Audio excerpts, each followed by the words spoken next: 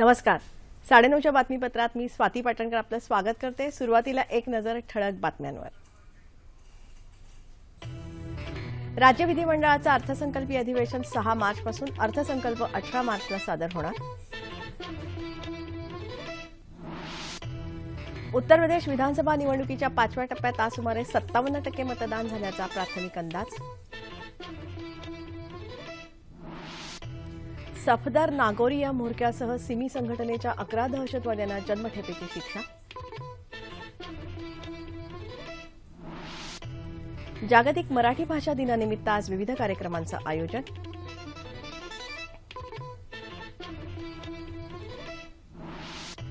ज्येष्ठ साहित्यिक विजया राज्याध्यक्ष जनस्थान पुरस्कारानं सन्मानित.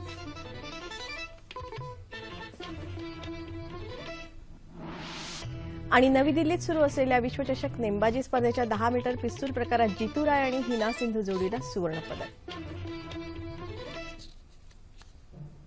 आणि आता सविस्तर वृत्त. राज्य विधिमंडळाच्या अर्थसंकल्पीय अधिवेशनाला येत्या 6 मार्चपासून मुंबईत सुरुवात होत आहे. कामकाज सल्लागार समितीच्या बैठकीनंतर विधिमंडळ कामकाज मंत्री गिरीश बापट यांनी आज मुंबईत बातमीदारांना ही माहिती दिली. या अधिवेशनात 18 मार्च रोजी राज्याचा सर्वसाधारण अर्थसंकल्प सादर केला जाईल असं त्यांनी सांगितलं. अधिवेशनाच्या प्रारंभी राज्यपाल चे विद्यासागर राव दोन्ही सभागृहांना उद्देशून भाषण करतील अशी माहिती त्यांनी दिली. पुरवणी मागण्या 15 मार्च रोजी पटलावर ठेवण्यात येणार असून 22 मार्च रोजी लेखानुदानावर चर्चा होईल. तसंच खातेनिहाय अर्थसंकल्पीय मागण्यांविषयी 24 मार्च रोजी चर्चा होणार आहे असं बापट यांनी यावेळी सांगितलं. अधिवेशनादरम्यान 2 प्रलंबित विधेयकं तसंच 6 वटहुकूम पटलावर मांडण्यात येतील अशी माहिती बापट यांनी दिली. नाशिक विभागीय पदवीधर मतदारसंघातून निवडून आलेले डॉक्टर सुधीर तांबे यांनी आज विधान परिषद सदस्यत्वाची शपथ घेतली. सभापती रामराजे नाईक निंबाळकर यांनी विधानमंडळातल्या समिती कक्षात त्यांना शपथ दिली. या सोहळ्याला विधानसभेचे अध्यक्ष हरिभाऊ बागडे, विधान परिषदेचे उपसभापती माणिकराव ठाकरे, विधान परिषदेचे विरोधी पक्षनेते धनंजय मुंडे, विधानमंडळाचे प्रधान सचिव अनंत कळसे यांच्यासह काही आमदार आणि वरिष्ठ अधिकारी उपस्थित होते.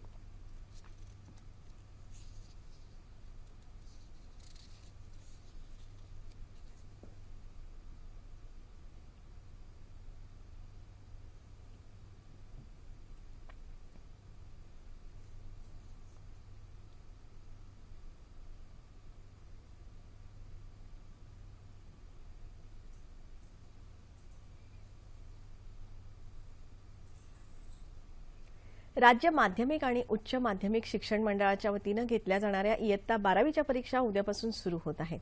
परीक्षेसाठी मुख्यमंत्री देवेंद्र फडणवीस यांनी विद्यार्थ्यांना शुभेच्छा दिल्या आहेत. विद्यार्थ्यांनी परीक्षेचा कोणताही ताण न घेता आत्मविश्वासानं परीक्षा द्यावी असं मुख्यमंत्र्यांनी म्हटलं आहे. उत्तर प्रदेशात विधानसभा निवडणुकीच्या 5व्या टप्प्यात आज 57% मतदान झाल्याचा प्राथमिक अंदाज आहे. किरकोळ अपवाद वगळता सर्वत्र शांततेत मतदान पार पडल्याचं वृत्त आहे. तेराई आणि पूर्व उत्तर प्रदेशातल्या बलरामपूर, गोंडा, फैजाबाद, आंबेडकर नगर, बहराइच, श्रावस्ती, सिद्धार्थनगर, बस्ती, संत कबीरनगर, अमेठी आणि सुलतानपूर या 11 जिल्ह्यातल्या 51 मतदारसंघात मतदान झालं. निवडणूक प्रक्रिया सुरळीत पार पाडण्यासाठी या 11 जिल्ह्यात कडक सुरक्षा व्यवस्था तैनात करण्यात आली होती.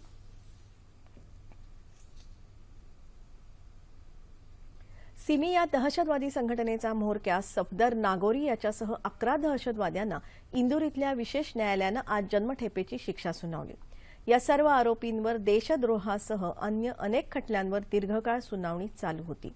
अहमदाबादमधल्या श्यामनगर परिसरातल्या एका घरावर पोलिसांनी 26 मे 2008 रोजी छापा घालून सिमीच्या अनेक दहशतवाद्यांना अटक केली होती. या दहशतवाद्यांकडून पोलिसांनी देशविरोधी कारवायांसाठीचं साहित्यही हस्तगत केलं होतं. या दहशतवाद्यांमध्ये या 11 जणांचा समावेश होता. हे सर्व दहशतवादी सध्या अहमदाबाद इथल्या साबरमती मध्यवर्ती तुरुंगात असून त्यांना व्हिडिओ कॉन्फरन्सिंगद्वारे आज शिक्षा सुनावण्यात आली. शेतकऱ्यांच्या जमीन संपादन प्रकरणामध्ये 39,200 रुपयांची लाच स्वीकारताना रंगेहात पकडल्या गेलेल्या उस्मानाबाद इथल्या उपविभागीय अधिकारी शोभा राऊत यांना 2 कलमांखाली प्रत्येकी 4 वर्ष सश्रम कारावास आणि 50,000 रुपये दंडाची शिक्षा उस्मानाबाद जिल्हा सत्र न्यायालयानं आज ठोठावली. सश्रम कारावासाच्या दोन्ही शिक्षा एकत्रितपणे भोगायच्या आहेत. उस्मानाबाद तालुक्यात औद्योगिक वसाहत उभारण्यासाठी संपादित करण्यात आलेल्या आपल्या जमिनीचा मोबदला देण्यासाठी राऊत यांनी जमिनीच्या किमतीच्या 5% लाचेची ही रक्कम स्वीकारताना लाचलुचपत प्रतिबंधक पथकानं शोभा राऊत यांना रंगेहात पकडून त्यांच्यावर गुन्हा दाखल केला होता। या प्रकरणी सरकारी वकील महेंद्र देशमुख यांनी सादर केलेले पुरावे आणि युक्तिवाद ग्राह्य धरून जिल्हा सत्र न्यायाधीश RN रोकडे यांनी या शोभा राऊत यांना 4 वर्ष सश्रम कारावास आणि 50,000 रुपये दंडाची शिक्षा ठोठावली। भारतीय नौदलाच्या शिरपेचातला मानाचा तुरा असलेली INS विराट युद्धनौका येत्या 6 मार्चला निवृत्त होणार आहे।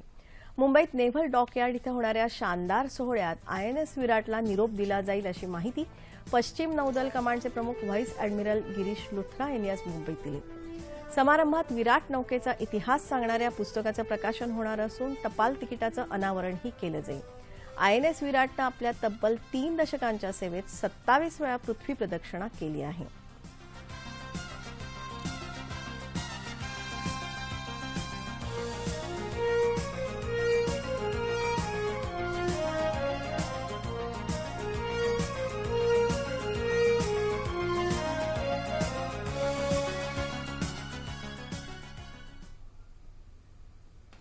माझ्या मराठी मातीचा लावा ललाटास टिळा हिच्या संगानं जागल्या दऱ्या खोऱ्यातील शिळा।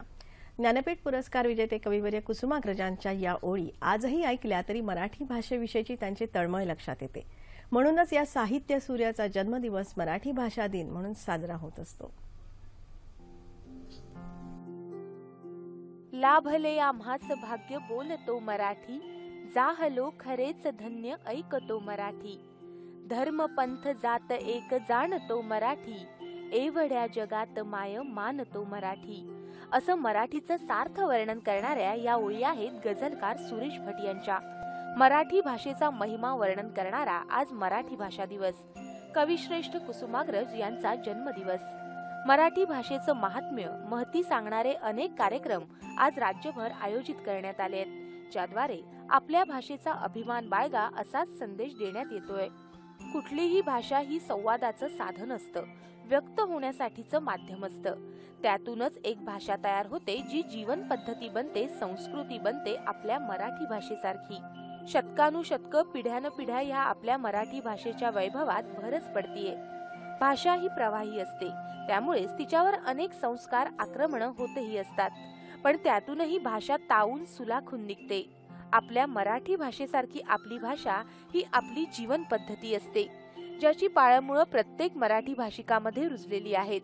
त्यातूनच मराठी भाषेविषयी आपुलकी, ममत्व वाढावं, अभिमान वाढावा, यासाठीच हा आजचा मराठी भाषा दिवस। या निमित्त आपण एकच संकल्प करूया, आपणच आपली भाषा दिगंतात पोहोचवली पाहिजे आणि वाढवली पाहिजे। आमुच्या मनामनात दंगते मराठी, आमुच्या रगारगात रंगते मराठी, आमुच्या उराउरात स्पंदते मराठी,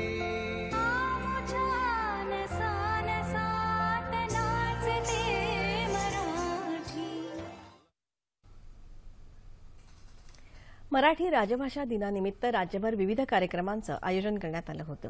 राज्य शासनाच्या वतीनं गेटवे ऑफ इंडियाच्या प्रांगणात आज धन मराठी, धून मराठी, धन्य मराठी या विशेष कार्यक्रमात राज्य वाङ्मय पुरस्कार प्रदान करण्यात आले।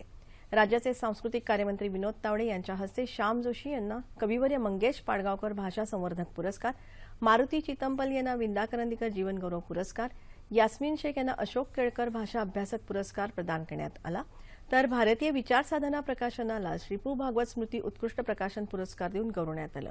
यावेळी सांस्कृतिक कार्यक्रमही सादर करण्यात आला।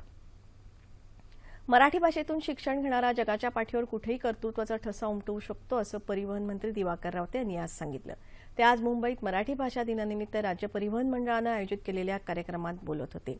याप्रसंगी सुप्रसिद्ध कवी अशोक लोटणकर तसंच इतर मान्यवर उपस्थित होते। मराठीला अद्याप अभिजात भाषेचा दर्जा न मिळाल्याबद्दल लोटणकर यांनी यावेळी खंत व्यक्त केली। सोलापूर विद्यापीठाच्या वतीनं आज शहरातल्या 4 पुतळा इथून ग्रंथदिंडी काढण्यात आली। विद्यापीठाचे कुलगुरू NM मालदार यांनी या दिंडीचं पूजन केलं। मुलुख मराठी मी मराठी अशा घोषणा देत महाविद्यालयाचे विद्यार्थी या दिंडीत सहभागी झाले होते. हिराचंद नेमचंद वाचनालयाच्या वतीनं ग्रंथ प्रदर्शनाचं आयोजनही करण्यात आलं होतं. दुपारच्या सत्रात माजी निवडणूक आयुक्त नीला सत्यनारायण यांचं माय मराठी बोलकी या विषयावर व्याख्यान झालं. धुळे इथल्या जिल्हा माहिती कार्यालयात मराठी भाषा दिनानिमित्त शासनाच्या लोकराज्य मासिकाच्या अंकांचं प्रदर्शन भरवण्यात आलं आहे. या प्रदर्शनामध्ये 5,000 अंक असून राज्यात प्रथमच धुळे जिल्हा माहिती कार्यालयानं हा उपक्रम राबवला आहे. जिल्हाधिकारी दिलीप पांढरपट्टे यांच्या हस्ते प्रदर्शनाचं उद्घाटन झालं. मराठी भाषा दिनानिमित्त जळगावात हस्ताक्षर मार्गदर्शक किशोर कुलकर्णी यांनी विद्यार्थ्यांसाठी शुद्धलेखन कार्यशाळेचं आयोजन केलं होतं. सुप्रसिद्ध साहित्यिक कुसुमाग्रज यांच्याकडून प्रेरणा घेत तसंच सामाजिक बांधिलकी म्हणून कुलकर्णी गेले 20 वर्ष राज्यभरात शुद्धलेखनाची कार्यशाळा घेतात.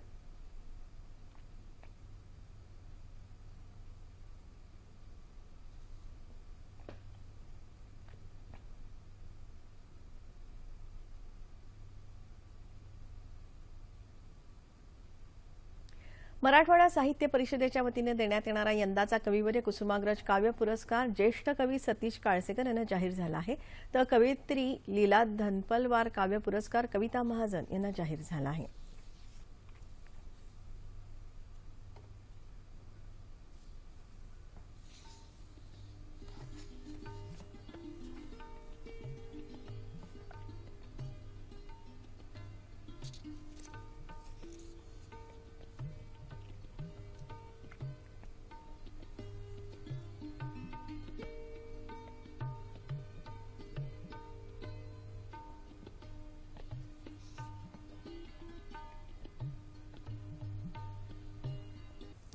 नाशिक इथल्या कवी कालिदास नाट्यगृहात ज्येष्ठ मराठी साहित्यिक विजया राजाध्यक्ष यांना कुसुमाग्रज प्रतिष्ठानचा जनस्थान पुरस्कार देऊन सन्मानित करण्यात आलं.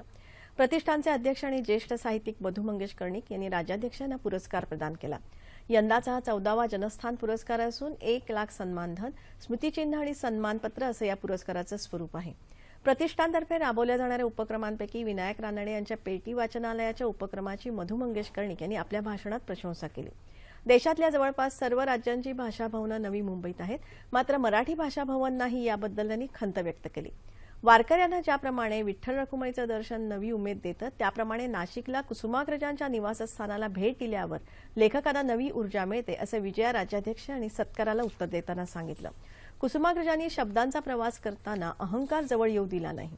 त्यांनी नेहमीच नवोदित लेखकांच्या पाठीवर कौतुकाचा हात ठेवत लढण्याची जिद्द दिली, अशा शब्दात त्यांनी कुसुमाग्रजांच्या कार्याचा गौरव केला.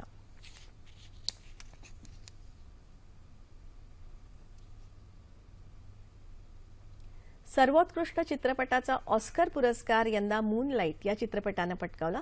तर सर्वाधिक चर्चेत असलेल्या ला ला लँड या चित्रपटानं सर्वाधिक 6 पुरस्कार पटकावले.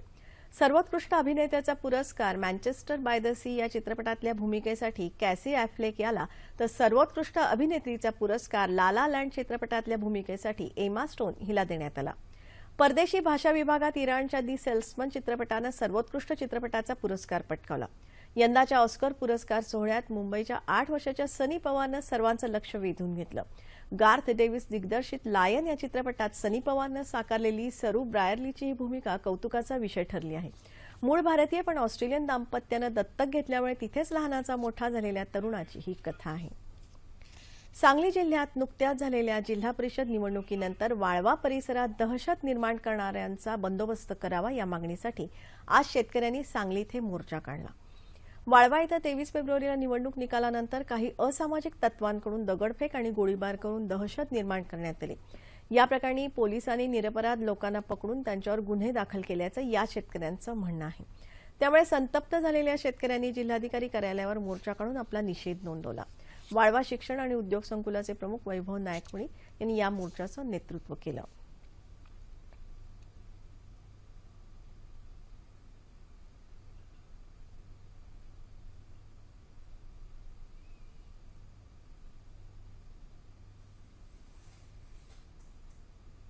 अखिल भारतीय विद्यार्थी परिषदेनं आज पुण्यात शनिवारवाडा ते विधान भवन असा छात्र क्रांती मोर्चा काढला.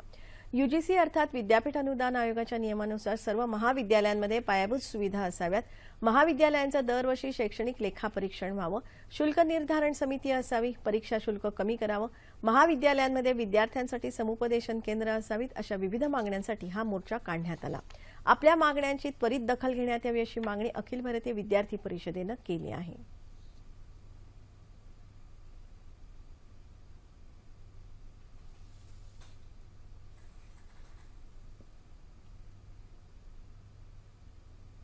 नवी दिल्लीतल्या विश्वचषक नेमबाजी स्पर्धेत 10 मीटर पिस्तूल मिश्र संघ प्रकारात आज भारताच्या जीतू राय आणि हिना सिंधू यांनी सुवर्णपदक पटकावलं.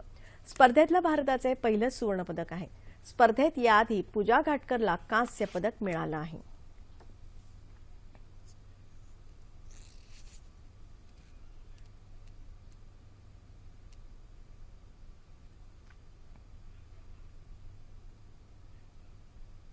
हवामान. कोकणात उष्णतेची लाट कायम असून येते 24 तास कायम राहण्याचा अंदाज हवामान विभागानं वर्तवला आहे. राज्यात येत्या 36 तासात हवामान सर्वत्र कोरडं राहील असा हवामान विभागाचा अंदाज आहे. तापमान अंश सेल्सिअसमध्ये. मुंबई कमाल तापमान 35, किमान 20. नागपूर 37-15. पुणे 35-12. औरंगाबाद 35-16. नाशिक 36-13. कोल्हापूर 34-19. रत्नागिरी 35-18. सोलापूर 37-15 आणि अमरावती 36 आणि 16.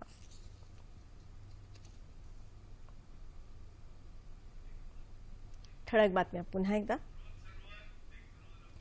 राज्य विधिमंडळाचं अर्थसंकल्पीय अधिवेशन 6 मार्चपासून अर्थसंकल्प 18 मार्चला सादर होणार.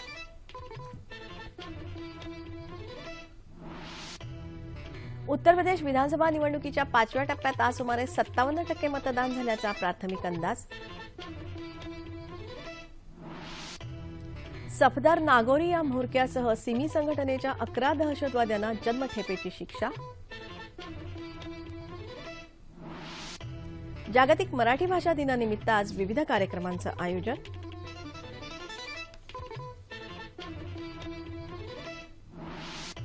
ज्येष्ठ साहित्यिक विजया राजाध्यक्ष जनस्थान पुरस्कारानं सन्मानित.